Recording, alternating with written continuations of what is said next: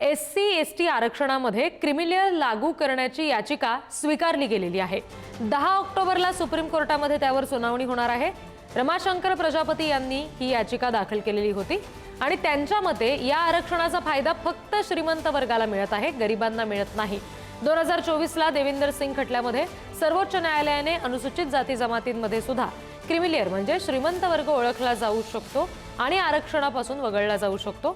1 August 2024 ला सर्वोच्च न्यायालयाने स्वतःचा 20 वर्ष जुना निर्णय रद्द केला आणि हा आदेश दिला की राज्य सरकार आता अनुसूचित जातींसाठी म्हणजेच अनुसूचित जातींसाठी आरक्षणामध्ये कोट्याच्या आत कोटा देऊ शकतील। त्यामध्ये समाविष्ट असलेल्या जातींच्या आधारे अनुसूचित जातींचे विभाजन करणं हे संविधानाच्या कलम 341 च्या विरुद्ध नाही। आणखी तपशील आपण घेणार आहोत। प्रतिनिधी शिवाजी काळे आपल्याशी जोडले गेलेले आहेत त्यांच्याकडून।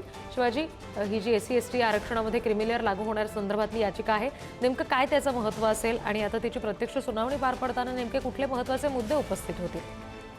खरं तर 1 ऑगस्ट 2024 ला सर्वोच्च न्यायालयाने या संदर्भामध्ये निर्णय दिला होता आणि आत्ताचे जे सध्याचे CJI आहे, सरन्यायाधीश आहे BR गवई यांनी राज्यांनी अनुसूचित जाती आणि अनुसूचित जमातीमध्ये क्रिमिनल ओळखण्यासाठी त्यांना आरक्षणाचा लाभ देण्यासाठी एक विशिष्ट धोरण जे आहे ते राबवावं असं सरकारला निर्देश दिले होते। मात्र यानंतर राजकारणामध्ये मोठा गदारोळ होताना पाहायला मिळाला। विरोधी पक्ष खास करून काँग्रेसने या सगळ्या संदर्भामध्ये सरकारला घेरण्याचा प्रयत्न केला। मल्लिकार्जुन खरगे यांनी सरकारच्या प्रतिनिधींची देखील भेट घेतली होती आणि मोठ्या प्रमाणात काँग्रेसने याचा विरोध केला होता। त्यानंतर स्वतः सरकारने 9 ऑगस्ट 2024 ला झालेल्या कॅबिनेटच्या बैठकीनंतर अश्विनी वैष्णव जे ब्रॉडकास्टर मिनिस्टर आहेत त्यांनी स्वतः या संदर्भामध्ये घोषणा केली होती की सरकार अनुसूचित जाती आणि जमातींच्या आरक्षणामध्ये क्रिमिलेअरची कोणतीही मर्यादा आणणार नाही।